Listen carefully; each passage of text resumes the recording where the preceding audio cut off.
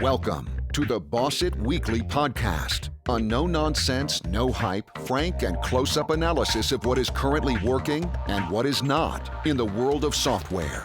The Boss It podcast is packed with major takeaways for software business owners and managers. So, let's begin. And now we have another podcast with Boss It. I've been talking about stress for a few weeks now. This actually started through some of the things I'd seen in my business life, but also in my personal life. Unfortunately, last year, my younger brother Graham died through a heart attack, which I think a big part of that was stress, and that really sort of brought that more strongly into my awareness. And since then, I think being aware, I can think of a number of different clients that I've had in the past. And one of the reasons that they may have perhaps initially started to think about selling their business was because of stress-related issues. I've also seen it in some of my social network as well, and it's much more common. There's a big emphasis at the moment in trying to raise the issue of mental health, and I think particularly for men. I think traditionally men have not been very good at talking about these subjects, and I think if you're heading up a company, a software tech company, and you're a senior executive within that, maybe there's even a little bit more pressure on you to perhaps not show any weaknesses. So I've been looking around for some time to bring somebody in, because I've been saying, well, send me some questions and then we'll bring in somebody, an expert, to talk about on this subject. And I contacted a few people, and I came across Nicola Bird from A Little Peace of Mind. I was having a look at some of her emails, spent some time on her website, and we made contact a little while ago. And I'm pleased to say that she's with us today. Hello, Nicola. Thank you very much for inviting me. It's a pleasure to be here. Brilliant. No, I'm pleased to have you on this call, and I think we're going to have we've definitely got some interesting questions. I said to people, send me in your questions, and they can be anonymous or not. And I didn't actually say to them, but specify which. So with the questions, I'm not sure. So I'm not going to name any names or identify That's the fine. people specifically, because I don't know, whether that's going to be sensitive or not. But let's kick off. Tell us a little bit about A Little Peace of Mind. I love the company name. And I've got to admit, every time I see the name, I smile. Because That's a really good thing, right? Yeah, it is. That's a positive connection. And the reason for that is it reminds me of the Mel Brooks film. Do you know why? Has anyone ever said this to you? No. It was a Mel Brooks, and I can't even remember the name. Maybe it will come to me. Yeah. And it was where they had a scene with Hitler, and he's sitting in the room, and he's saying, "All I want is peace. I want a little piece of Poland and a little piece of this." And he goes into this song, and it always makes me laugh. It was a great scene. Oh, I'm glad I remind you of Hitler. That's weird, but nice. Yeah, that's right. No, it's just I think it's a great company name. Really good. When did you start A Little Peace of Mind? Well, I started it as a result of, so I'll go back a little bit further as to how that came to be. But I trained as a coach back in the early 2000s. And as I was coaching, an idea popped into my mind for a software idea, right, for how to create an online coaching platform out of the blue. And I know nothing about technology. I know nothing about software. I was just a coach. But this idea grabbed me from out of the blue. As I'm sure many of your listeners, that's probably how their original businesses and companies got created. Yeah. And I just followed my gut, and it took on a life of its own, and it grew really fast, actually. So it went from nothing, just being an idea in my head, and then 4 years later it was a $1 million revenue business. And I had no idea what I was doing, I have to say, but I was making it up as I was going along. But I was working really, really, really, really hard, and I burnt out. So Right. Early in 2013, I had for 20 years actually been experiencing panic attacks and anxiety and migraines behind the scene. But on the surface, I was this really competent, high achieving business owner who totally had her stuff together and was out there, creating this successful business and having this wonderful life. And behind the scenes, there was like, oh my goodness, if only you could see inside my head. Yes. And also a whole load of stress actually that was invisible to me. So there was a whole heap of drive, a whole heap of ambition, a whole heap of go-getting, a whole heap of workaholism, none of which I would have described in any negative way. I thought those were all plus points. Yes. And then, like I say, in 2013, I just burnt out. So I got flu, which was like 2 weeks of horrible flu, like Yes. proper flu. And then migraine for days and days and days. And then my anxiety really kicked in and I stopped being able to leave the house. And for 3 months, I couldn't work. And luckily, I had a team in place who just stepped up and continued to run the business while I was not able to function at all. And then when I returned to work, I just kind of kept going, if you like, came back in at my original pace and speed. But I knew something had to change, but I wasn't sure what. And then the summer of that year, 2013, was when the business hit the $1 million. And I saw the number. I went, woohoo. And then there was nothing there. Right. And whatever I thought was going to be there when I had run and stressed and ambitioned and driven myself so fast, so hard, when I got there, there was nothing there. And that shocked me to my very core. And what came to mind was, oh, I must be in the wrong business, right? There must be like whatever it is I'm looking for. It must be, maybe it's in a different career path. And so I started looking around to try and find a new business, right? A new thing to create or a new career path, if you like. And I still had my business at that time, my online platform at the time. It was all very automated, so it kept running while I was looking in different directions. Yes. And I bumped into a book called Clarity that I thought, oh, that's what I need. My new career direction will be the other side of this book because this will give me clarity and then I'll know what I want to do. So I read the book, didn't understand it, was talking about this thing called the 3 principles, which I didn't understand at all. But there was something in it that got me curious. And I started exploring with these teachers that I found all talking about this 3 principles thing. And I eventually ended up hiring a coach and working with a coach to help me build a new business. And that's why I hired him. But he had this 3 principles understanding. And we'd have conversations and I'd bring him all my stress and my stressful things and what do I do next and what shall I do instead of this? And as he talked to me about something that looked completely unrelated to what I was more concerned with, this different understanding about how human beings worked, I looked around and my anxiety had dissolved and my inability to travel had dissolved and my migraines had dissolved and we hadn't even been discussing them. Why do you think that was? Do you think that was now showing you a way forward? Were you starting even maybe subconsciously to see that there was another goal for you? Because it sounded as though how I describe it is there is an understanding about how human beings work, that when we get exposed to that understanding and we start to listen and we start to see the truth in it, changes everything in our lives without us having to go and look directly at the thing we think is causing our stress. So I'll come on to that a bit more in a minute when I answer some of the questions that you've got. You'll see how this works in practice, if you like. Yes. But that to me was like, we weren't even talking about this. How has this been helpful? And so I got really interested in this 3 principles understanding. I got really interested in about how human beings really work. And I spent I went off and studied with the best mentors in the world. And then a little peace of mind was born because I heard somebody on a call one day just saying, I would really love to be able to create this new project, but I can't because of my anxiety. And out of the blue, into my mind came this voice that just said, well, I could help you with that. And so I offered a 12-week program. Yes. Who would like to learn more about the link between anxiety and this understanding? And I was inundated with people who wanted to learn and explore more. And from that, the whole of A Little Peace of Mind was born in 2017.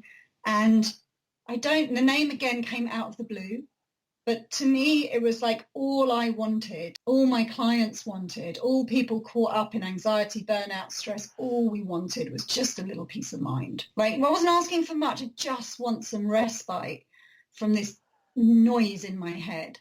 And so I think that's, I don't know, domain names pop into my mind. It's one of my weirdisms, but like the name and the domain name popped into my mind. And so that's how Little Peace of Mind was born back in 2017. And that's now the focus of all the work that I do. I ended up selling my business, my software business, not because I was burnt out from it actually, but because it no longer made sense to me anymore. It just was really neutrally. I knew it was time to let it go. And I had, the people who helped facilitate that sale for me kept saying to me, like, I had the most peaceful, non-stressful experience of selling my business through all the ups and downs that anyone knows if they've ever sold or have been thinking about selling a business. They're thinking you've got an offer and then it falling through. And that whole experience was because of this understanding that I have was so graceful and so not out of a wish to escape from burnout and stress, but just because I knew it was time to move on. Well, you've mentioned a lot of things there that it was interesting listening to you. I wanted to jump in because I've been exposed to the principles myself. I've read the book Clarity, Jamie Smart, and we found out just about an hour ago that we both know David Key, somebody we have in connection.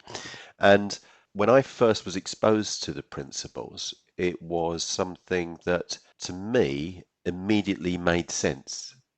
Although I'd never heard of it before, the three principles was not a term that I'd heard of. It seemed to be just common sense. It sort of, I agree with that. Yeah. But I know that when I've tried to express this to other people, sometimes, fairly frequently, I get quite a bit of resistance because it's saying actually what you're feeling is you're creating yourself. And I think sometimes people, they want things to change, but they want the world to change and not themselves. I mean, that's one of the conclusions I've come to. And I don't know whether you agree that, but first of all, I think that I have, and I'm not an expert, I'm not a coach in this, and that's not what I'm intending to do, but I've definitely find that the principles are something that's been immensely useful for myself, and I want to pass that on. I want other people to experience that. Genuinely, I think it can be amazing and life-changing for people, as it seems to have been for you. But do you see that resistance initially when you start to explain the principles to people? Well, less and less as my own understanding deepens. Right. So when I first came across the principles, to me, they were a really neat idea. And when I heard people talk about them, I would share what it is that I'd heard. There's a difference. This is what I'm seeing for myself at the moment. There's a difference between explaining the principles, teaching the principles, and sharing the principles. So teaching the principles is where we talk about the principles of there is, thought creates feeling, don't you know? And you're only ever feeling you're thinking, and it's an inside out job. And you'll hear, like, we can teach the words of the principles. I was just talking to a musician earlier, and we were saying, like, you can play the notes on the piano according to the notes. You can plinky plonk your way through the music. Yes. But a sharing of the principles, the sharing of music is something other than knowing the notes, right? The sharing of the principles is a knowing of the space to which they point and being with another person from that space, and then what happens is that they get touched by that same space. Something wakes up in them and they start to have thinking and ideas that are really helpful for their own situation. So I think what I learned for myself in my own journey was that if I'm in a conversation and, firstly, usually it was because I was coaching without permission, right? Yes.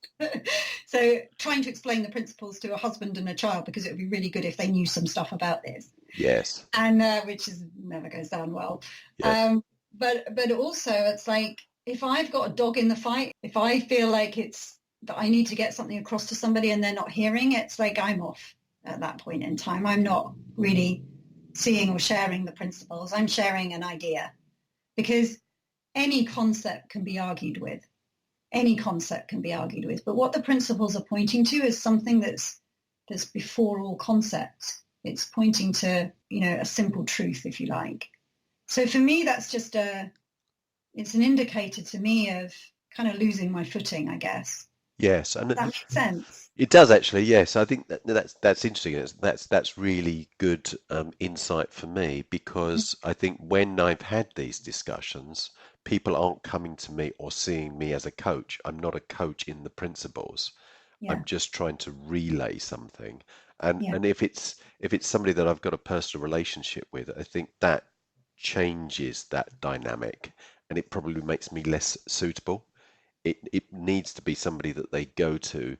They are going there with an open mind for help, not Well, somebody that I've had a conversation with and I'm sort of throwing this in. not even that, Mark, really, because how the principles get shared most effectively, I see, is that people bump into this understanding. And for those people listening to this podcast, I will talk about what this understanding is that we keep talking about at the Yes, moment. yes, we should cover that. shouldn't we? Yeah, Yeah. well, Otherwise, it's going to be very it's baffling. just frustrating. Yeah. Yeah. But what happens is, because I spent, 2-3 years trying to teach the principles to business owners, right? Because I could see why they would be valuable. Yes. And it was only when I started sharing in the area of anxiety that anything I shared landed, because I was sharing. It's like people see a change in you and then you show up in the world and people are like, how did that happen? It's very different from, I found this thing and I want to teach you and you should know it too, right? Like, which is, we all go through a 3P pest phase, right? Where we want to tell everybody about this amazing thing that's changed things for us. Yes. But for me, people seem to resonate with something underneath that had shifted in me. And they were like, how did that happen? It's a very different conversation. By your very being, like by the audios that I create, I guess, through the videos I create, people get a sense of the shift, get a sense of there's something deeper here, there's something here. And with that, they come with an open mind and they're like, tell me more about that. It's a very different conversation. It's the real difference. There is there's such a distinction between teaching the principles and sharing them, which is living from that space. And that on its own impacts people. Yes. So it doesn't matter whether you're in an official coaching relationship, whether you're managing staff, whether you're parenting your child, whether it's your best friend. Actually, when you're living from this understanding, you're living from a space of peace and quiet and love and contentment more of the time. That does something for the people around us. And then sometimes they might get curious. So I think what I've probably learnt over the years is not to try to teach the principles or to push somebody down that path. It's just to make them aware and then perhaps point the way to where they can get further information. I might give an introduction to say, have a look at the three principles. It's an understanding about how the mind works, and that we create our own experience by our thinking, regardless of what's going on in the outside world. Yeah. How we experience it is created by our thinking. But Yeah. that's sort of as far as I want to take it.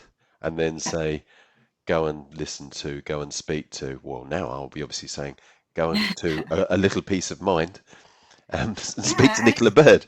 Yeah, and Marcus, as you and me, as both of us keep looking and seeing the truth of this more deeply, we'll have more to share.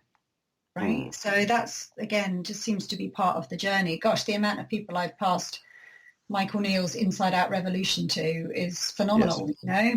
but now it feels like, no, there's things that I've seen that have profoundly changed my life to such a huge degree in my business, my approach to business, entrepreneurship, anxiety, stress, burnout, parenting, marriaging, playing the piano, creating cakes, like the whole experience, the richer experience of life that I now live in, that means I have more to share. I know people personally, and I've experienced it myself, and I have seen the changes, the really positive changes.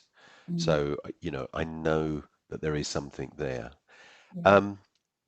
Before perhaps you explain in your words or give an overview of the principles, and then we start going through some of these questions. Mm. It was one final thing that had occurred to me.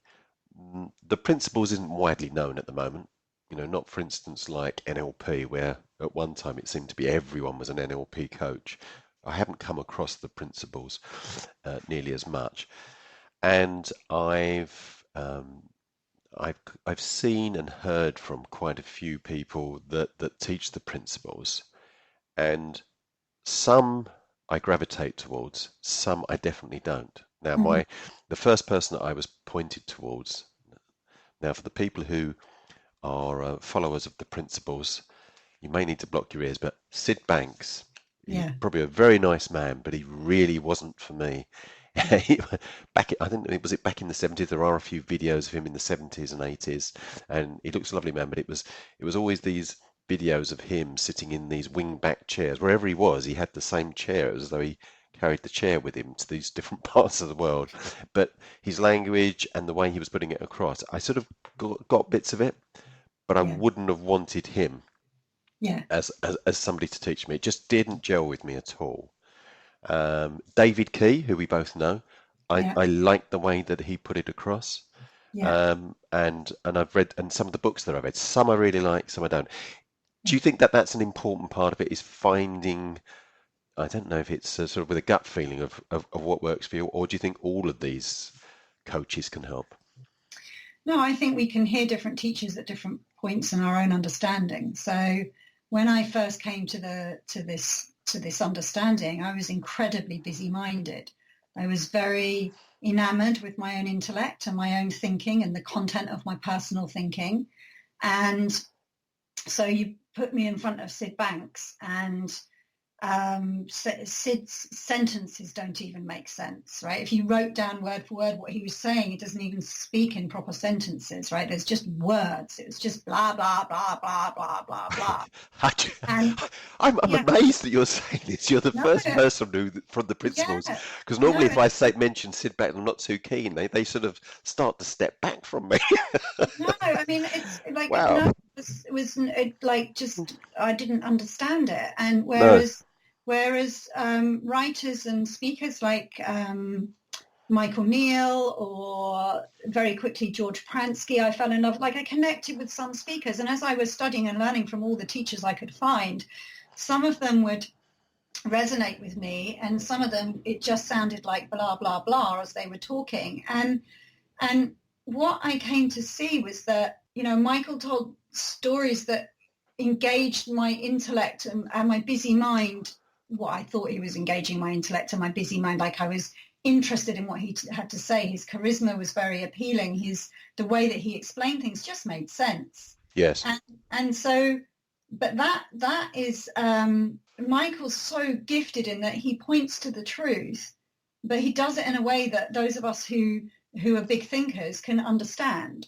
So he was a very first easy person for me to listen to and understand. It doesn't do it for some people, but it was great for me.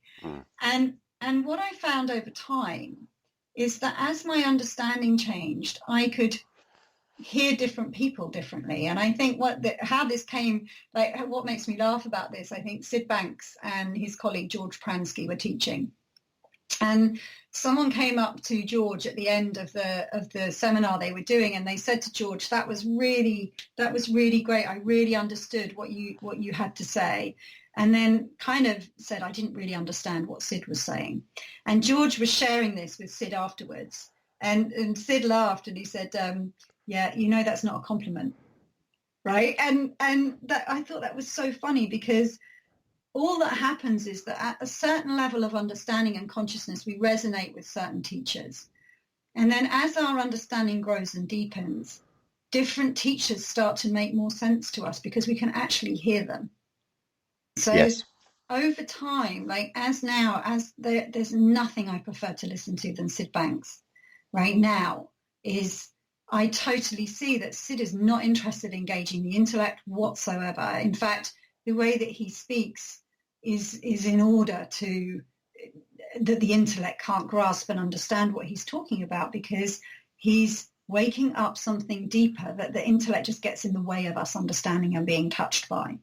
And that isn't just like, I still love Michael Neal as well, but there are teachers that I just couldn't hear at the beginning that make so much sense to me now. There are books that I read at the beginning that now I read and I'm like, I get it. I finally see what the big deal is.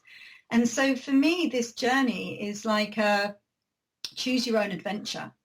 You know, like no two people's path will be the same. If you do get interested in this area, you'll find that, oh, that YouTube video leads to that YouTube video. And then you like that teacher, but not that one. And then 2 years later, you like this one, but not that one. And the journey just unfolds in its own unique, special way, because there are teachers at all different levels of understanding. There are teachers who express differently. But the main thing I think that changes over time is as our own understanding deepens, we see how to listen. We see our own paths of thinking fall away so that we can hear. We get impacted from some like teachers who are speaking at a completely different level. We can suddenly hear them because it resonates with kind of our own part of the journey. So I definitely think that like if you listen to somebody and it makes no sense, like, you know, I picked up Jamie Smart's book. It made no sense to me, but there was something there. Then that's fine. I just put that down and come back to it. And I know that I can come back to it another time, that it might resonate differently in the future. And so I don't give myself a hard time for not being able to understand a certain teacher. It's like, it's not doing it for me, but this person over here does. Does that make sense? Yes, it does. I think I was thinking actually of books that I've read, and I thought at that time it didn't make much sense to me. Or even Yeah. films where I've seen it the first time and then I see it the second time and I see a lot more in it. I enjoy it more. Yeah. Sometimes the other way around. Film Yeah. that I remember from my youth and I think, oh, what a great film. I'll watch Yeah. it now and I go, oh, really? Did I enjoy that? Yeah. Yeah. You've changed or you Yeah. see something different. So, Yeah. no, that's good. Okay, so I'm going to go into some of these questions, but before I do you Yeah. want to do an introduction to the principles? Well, do you know what, Mark? Actually, what might work better is if you read me a handful of the questions, Okay, then I can talk about what I've seen that's made such a difference in a way that it's relevant to the questions that people want answered. Does that make sense? So sure. if you read Yes, me 3 or 4 of those, yes. then I can make the answer relevant. Okay, so a lot of these people I know, not all of them, but typically they are owners of software companies or senior executives within the sector. And there's some good questions in here, I think. So the first one, when does working hard become too much? What are the signs of burnout to look out for? Right. Okay. Give me a couple more. How important is sleep as a factor in mental health? And the same for diet and exercise. Mm-hmm. Uh, what would you advise an entrepreneur who is simply feeling overwhelmed with the huge number of tasks that he or she has to complete every day with Yeah. no hope of actually getting to the bottom of the to-do list? Yeah. Number 4, as I get older, I feel more vulnerable as despite my business doing well and me being the main shareholder, if something should happen outside of my control and the business suffer, I don't think I could work for someone else. That's something I hear quite often. And I feel too old to start again. This Yeah. causes me stress and concern now, and I think at times inhibits my performance and influence some of my current decision making. That's an interesting question, That's a great question. Yeah. isn't Go it? on, give me one more and then I'll answer and then we'll come back to any more at the end. Okay, how do I overcome my fear of delegation, thinking nobody will complete the job like I can? Okay. Cool. That's a great one. I'm just scribbling that one. No one can do it like me. Yes, that's right. Yeah, we've all heard that one. Can I give Right? you actually there's another one here that I really like. This resonated. How do you deal with uncertainty which is not within your control? I'd love to hear the answer to that one. Yeah. Okay, we'll come to that one. Right. So I want to try and speak for a moment. Like I want to put those questions to one side, and I know that having heard them, they will somehow feed through the answer that I give, right? So I want to talk for a moment about a few things that might be really helpful to entrepreneurs, right? Like we can forget about like, what are the 3 principles? How do I define them, right? I just want to talk for a moment about what I've seen on my own entrepreneurial journey and through working with people with burnout and stress. that might be helpful in this moment. Okay, So, sounds good. so one of the things that you mentioned before, Mark, and I think you probably talked about on this podcast that you've seen that's helpful, is that we are not scared of the things that we think we are. So by that, I mean, we are not afraid of the things that we think we are. We are not excited by the projects that we think we are. We are not annoyed by that coworker that we think we are. We are not frightened of the future. We're frightened of our own thinking. We're frightened of our own thought about our colleague or coworker. We are annoyed. We're having annoyed thinking about our thought is creating an experience of an annoying coworker. Thought is creating an experience of a frightening looking future. Thought is creating an experience of our to-do list. Thought is creating an experience of our whole business, in fact. And we think that there is a business that has certain characteristics that we have to cope and manage and deal with. We think there's a coworker that has certain characteristics. She is annoying and she does this and she does that, and I have to figure out a way to best handle her. I think that the future looks like this and this is the way it's going to pan out, and therefore I need to figure out now how to deal with this future that looks very possible that it's going to occur. And it's a misunderstanding. Instead of it working outside in, right, which would be this coworker makes me feel like this, my to-do list somehow has these properties that can make me feel overwhelmed, like a piece of paper with writing on it could make me generate thoughts that make me overwhelmed, right? Like that's the misunderstanding that most of us live in. And instead we start to see that our experience, I'll pick the to-do list, right? The experience of our to-do list is created through thought. And how we can see the truth in that is that we can have the same 10 things written on our to-do list. And at one moment, it looks like that is way too much. And I can hardly catch my breath when I look at it. And that freaks me out so much. And 1 minute, we can look at that list with 10 things on it and see that we're just moving through them one at a time, simply without any thinking. And sometimes we're not looking at the to-do list, we're not thinking about the to-do list, and it ceases to exist in our consciousness and our experience at all. Sometimes it's not even there, right? When we're at home playing with our kids on the floor, the to-do list ceases to exist in our experience. We come into the office, we look at it on our desk, we have an experience of it created through thought.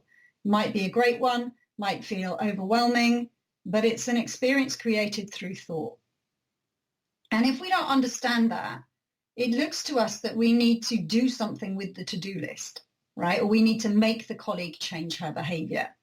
It looks like if we could change the circumstances or the person or the behavior, then we'd be okay. And so that sends us on a wild goose chase. That sends us in pursuit of ever bigger revenues, in terms of better behaved staff, in terms of minimal to-do lists, in terms of calendars that look like this and not like that, in turn chasing an idea of a future that needs to look like this and look like that so that I can be okay here in the now.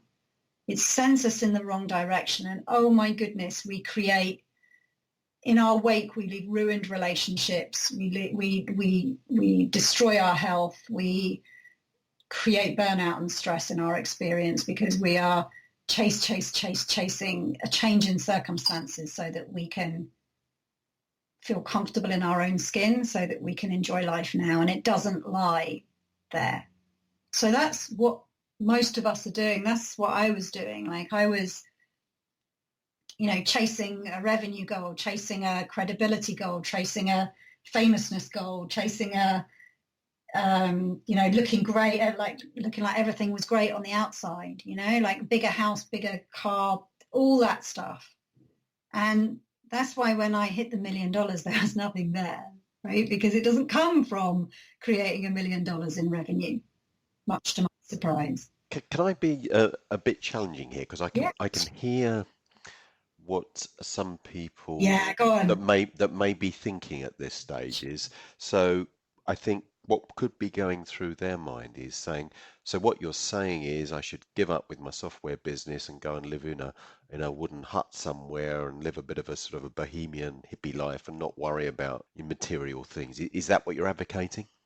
Well, no, there are no shoulds, right, in this understanding. And it might be that that's what you choose to do. Personally, in my experience, when I get out of my own way, what seems to flow through me is better business ideas, right? More growth, a beautiful business with really solid foundations being created from a completely different space. You know, for some people, it means they drop their income goals, and they seem to create a simpler life, right, that costs less.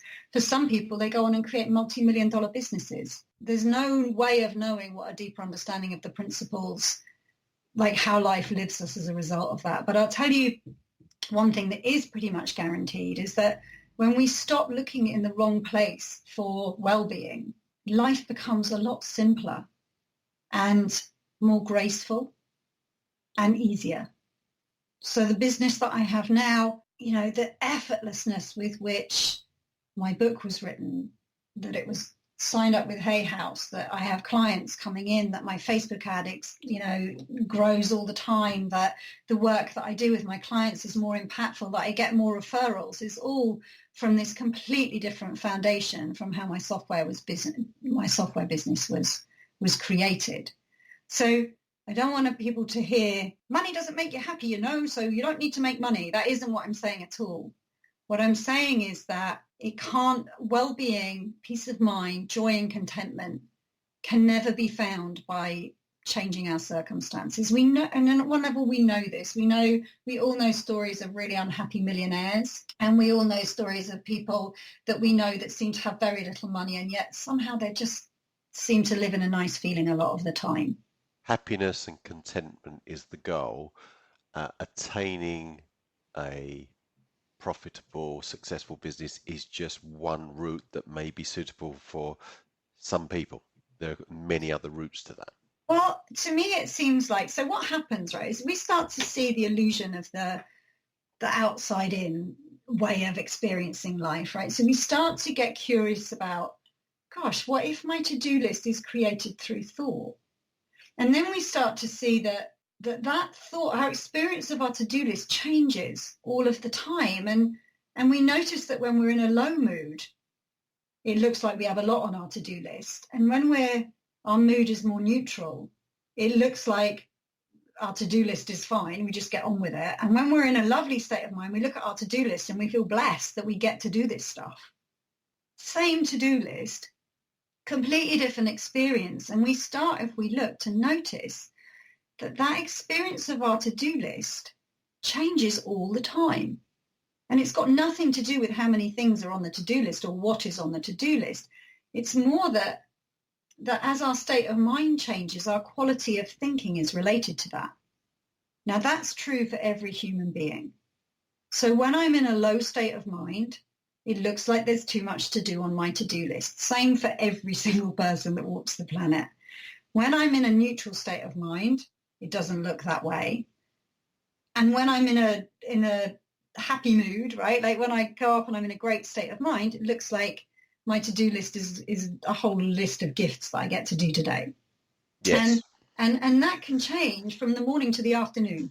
Yes, that could actually change within a few seconds. Yes. I've experienced that where a piece of news comes in that suddenly changes. You can be going to a euphoric state very, very quickly, but actually nothing around you, nothing visible has changed. It's just thinking. Yes, that's a great example. So we start to notice the truth of that. Like my to-do list cannot be stressful because one day it looks stressful and the next day it doesn't. So it can't be an intrinsic property of the to-do list. That has to be, thought has to be the variable here. So we start to see its transient nature. We start to see how temporary it is. And we start to maybe then get suspicious of the validity and truth that are like the information in our own thinking. We start to see that nothing we think is actually true. Oh, my to-do list is overwhelming. looks so real in the moment we think it. Oh, my to-do list is whatever, it's just a bit of paper, isn't true. It's a thought in the moment. My to-do list is brilliant. It's a thought in the moment. Every thought believed and experienced as if it's real, but none of them are true. So does that mean, for instance, that I just saw in the news just today, I think it was, Mark Hurd, who's the CEO of Oracle, second biggest software company in the world. So he's been there as CEO, has just stepped down through health reasons. Now, I don't know what those health reasons are, but that's a man that is responsible for multi-billion dollar business who must have things coming at him from all angles, that he could maintain his place in that position but still be happy. Yeah. It has nothing to do with the size of the company we're running. If the size of the company we're running had a bearing on well-being, then you'd never get self-employed florists that burn out. Yes. Right. And every CEO would be, or you'd get every CEO burn out, and you'd only thrive if you were a single person working on your own. It obviously doesn't work that way. I had a very good example just last night, actually, and it's somebody, I belong to a photographic group, and he said, I've started to suffer since I retired. He said, I've got nothing to do, but I'm suffering from stress. Yeah.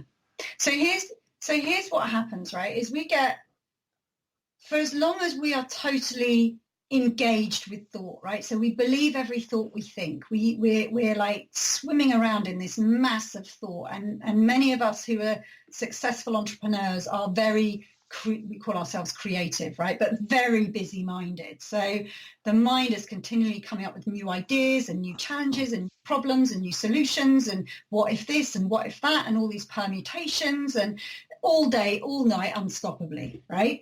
For many of us, right? You can tell that definitely was my journey. Yeah. And when we are doing that, we are living in a state of chronic mental stress, right? So we are living in a thought-created stressful environment, activating that stress response that's designed to help us run away from tigers multiple times every day while we're sitting at our desks thinking about the next quarter end, while we're thinking about the potential sale, while we're thinking about our co-worker, while we're thinking about our mortgage and worrying about that getting paid. We're activating this stress response multiple times a day if we don't understand the role of thought. Now, someone asked, like, how do we know when we're burning out, right? So what happens is that, guaranteed, if we start misusing thought to create a stressful experience, right, these things will happen, right? Our tension levels will go up, right? So we'll start to feel stressed and anxious and urgent and like we need to fix things and it needs to be done now. Our mood will go down. So we're not going to be skipping around sunshine and roses. We're going to be feeling depressed or anxious or worried. And then eventually, left to their own devices, that will start exhibiting itself in a physical form, right? The level of stress that we're putting our bodies under, for me, it was migraines, right? For some people, it's fatigue. For some people, it's nausea. For some people, I had panic attacks as well. Some people, it's a heart attack. And all of these things are indicators that all that's happening is we're innocently misusing thought to create an experience of stress and anxiety. And it's so simple. It's like I'm sitting at my desk, and then I start thinking about the future, and then I start what-ifing, and then I start doing spreadsheets, and then I start like thinking of ideas and solutions and problems. And as I'm doing that, I'm taking myself further and further and further away from peace of mind. But I had no idea I was doing that. I thought that I had to figure out what to do next in my business, because if I didn't, who was going to? But then as I discovered the principles, I realized that as we start to see this illusory, temporary, transitionary, has no fixed, solid content nature of thought, I started to see its like cloud-like nature, if you like, that it would arise, it would be really present and then it would disappear again. Every thought seemed to be like that. Every experience, I'd find myself worrying about paying the mortgage, and then an hour later I'd be eating dinner and it would have gone. Right. And then I'd find myself thinking about what to have for dinner, and then an hour later that would be gone and I'd be thinking about what to watch on TV. Right. Like I noticed that thought came and went. It came and went. It came and went. And as I start to get less enamored with trying to sort out which thoughts are better than those thoughts and which are helpful and which aren't, and surely this is the way to figure out what to do next in my business, I start to see that as I get less engaged and enamored with thought, I find myself falling out of thought altogether. And I see that there is a space before thought arises, totally invisible to me before this understanding. There is a space before thought arises, empty of thought, absent of thought, that is quiet. That's the silence of the mind, as Sid Banks would talk about it. It's a quiet mind and a beautiful feeling, into which thought arises and creates all kinds of crazy thought storms. But numerous times a day, I just didn't realize that was what was going on. We fall out of thought and we're just here now in this space of awareness, of pure consciousness, if you like, before thought arises. And in that space, we get filled up with love, understanding, contentment, and the most wonderful business ideas, the most wonderful ideas about what to do with our kids or our families or our time or our diary or our to-do list that are tailor-made for us, that are effortless, no-brainer, almost can't help yourself implementing them, that we can rely on that resource. We no longer have to rely on the busy thinking, churning through the information in our brains to try and come up with business solutions. When we realize there's this built-in resource available to every single one of us, it's the thing that gave me the idea out of the blue for my software business. It's the idea that it's the resource that wrote my book for me. It's the resource that has come up with all of my most brilliant ideas, normally while I'm in the shower, right? That is like a hidden resource that I never knew about before I discovered the principles. That's 100% reliable, that brings you it brings you ideas you've never crossed your mind before. That's where innovation lies. That's where creativity lies. That's where effortless action comes from. It's not the other side of a whole pile of thought. I've definitely experienced that. I mean, I think we probably all have, the moment in the shower or just before you're falling asleep, or maybe when you wake up and you have that idea. And at that time, I mean, I don't know, but I've never experienced that I'm not caught up in my thinking. I'm not feeling that tenseness. Yeah.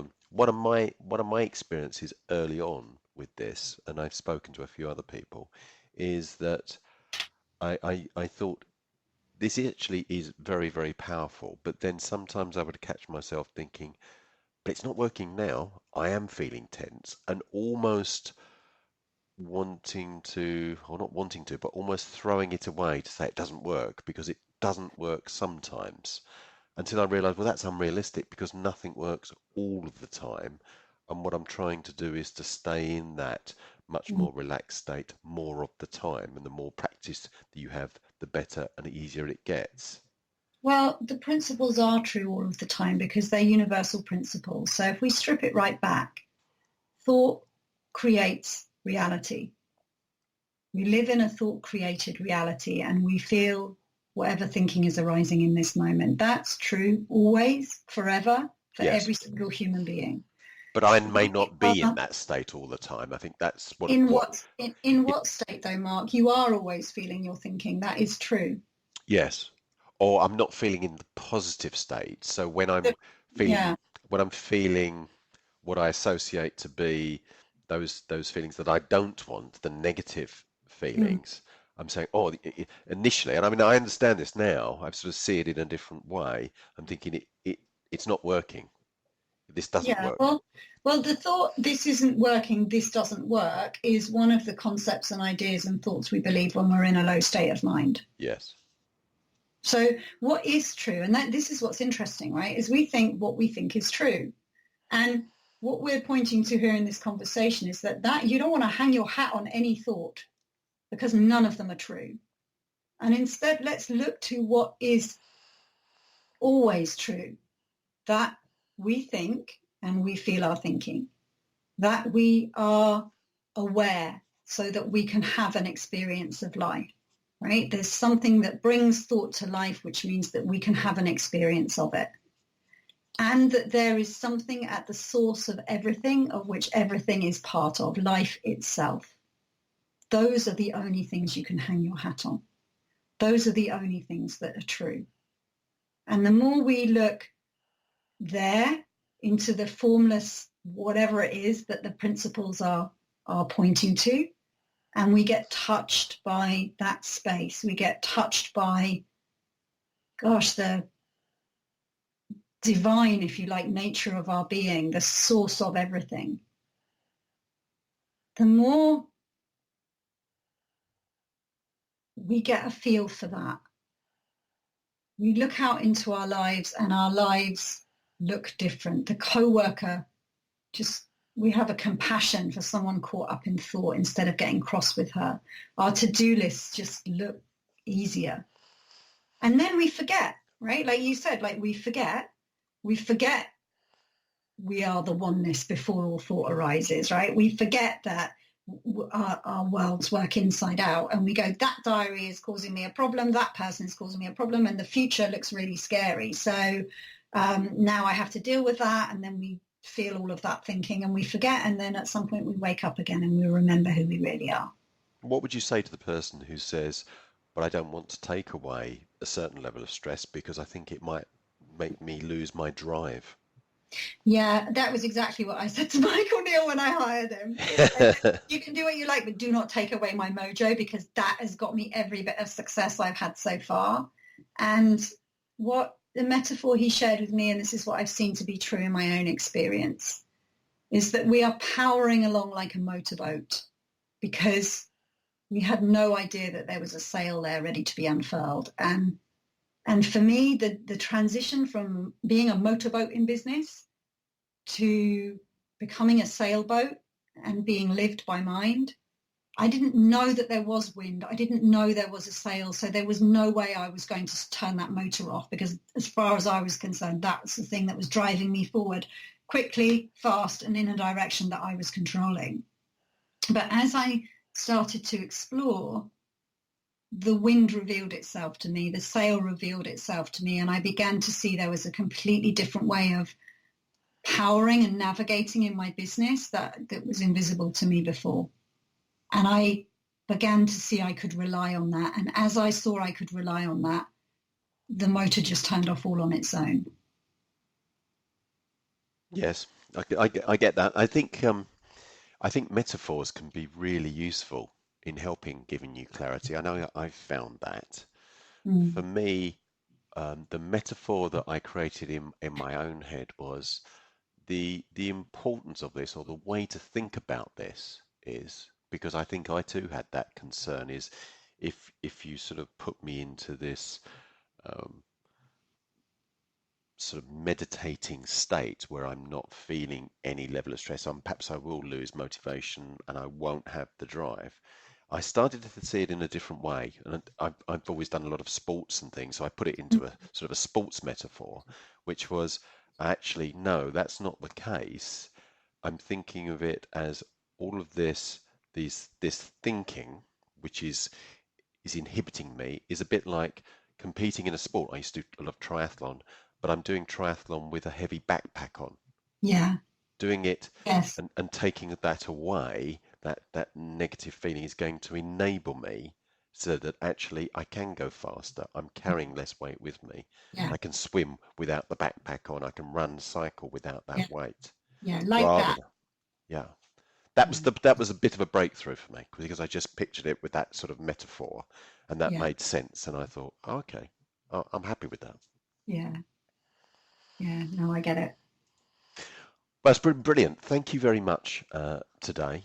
You're very welcome. No, I've enjoyed that. It's I said to you we'd just have a conversation. We've got a few questions, and thank you for all the people sending the questions in. I was Yeah. going through those questions. There were many more, but I think actually the explanation should actually cover all of those questions. Well, And I like to think that it points to a space that if you actually listen and hear what's being pointed to, that your own answers will pop up out of the blue that will answer your own questions for you. yes, Yeah. and also I believe this is true. All of the people, we're in the second season now with Boss It Podcast. You are the first female to be on the podcast.